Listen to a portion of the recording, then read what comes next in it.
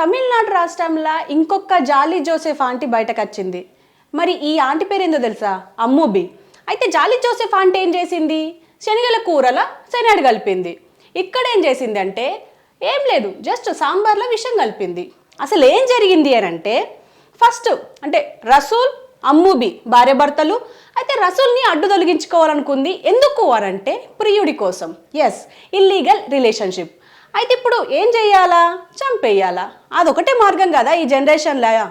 ఇప్పుడు అదే చేయబోయింది. అయితే ఏం జరిగింది? దానిమ్మ జ్యూసు ఫస్ట్ ఇచ్చింది. అది ఆయన తాగిండో మరి తాగలేడు అని చెప్పేసి బయటకు వచ్చింది. తర్వాత ఇక ఏం చెయ్యాలా అంటే ఆ ప్రియుడే ఈమెకు ఒక సజెషన్ ఇచ్చిండట, సాంబార్లో కలిపేయి అని. కలిపేసింది. పాపం తిన్నాడు రసూల్. ఇక హాస్పిటలైజ్ అయిండు.